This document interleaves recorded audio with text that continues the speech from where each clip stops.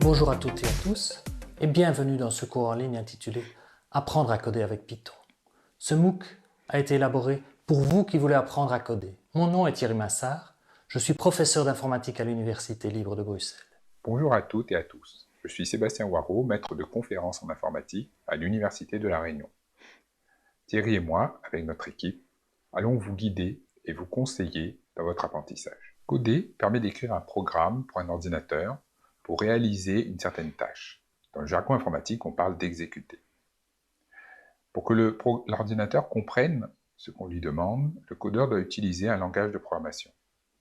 Dans ce cours, nous avons décidé d'utiliser le langage Python 3. Mais pourquoi Python? Un expert en programmation utiliserait un jargon technique incompréhensible pour les débutants pour expliquer les caractéristiques de Python. Sans rentrer ici dans les détails techniques compliqués, le but de Guido van Rossum, son fondateur, était d'avoir un langage facile à apprendre et à utiliser. En bref, un langage qu'on a envie d'utiliser. Python est un des langages les plus utilisés pour apprendre à programmer parce qu'il est ouvert et soutenu par une communauté de volontaires passionnés. Pour cette communauté, coder en Python est en quelque sorte leur idée du bonheur. Dans le conte poétique d'Antoine de Saint-Exupéry, quand le petit prince voit pour la première fois le narrateur, il lui demande « S'il vous plaît, dessine-moi un mouton ». Si l'on fait la même demande à un programmeur, il dirait sans doute qu'il ne sait pas dessiner, mais écrirait un programme pour le faire à sa place.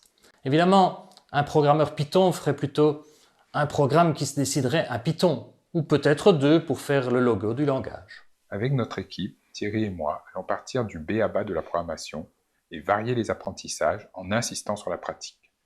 Ainsi, de nombreux exercices et quiz, ainsi qu'un projet de programmation vous seront proposés. Le but du cours est d'apprendre de façon pratique et si possible ludique. Par exemple en faisant de petits dessins comme ces petites étoiles. Ce cours se concentre sur les aspects de base de la programmation. L'apprentissage ne peut être que progressif et intensif.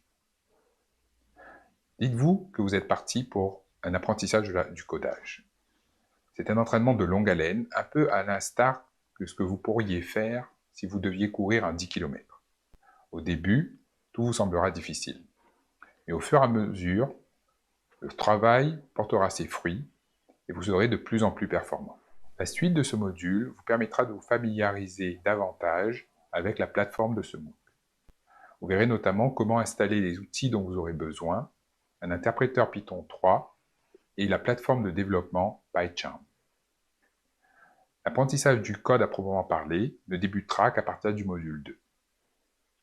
Dès à présent, nous vous souhaitons un très bon apprentissage. À bientôt.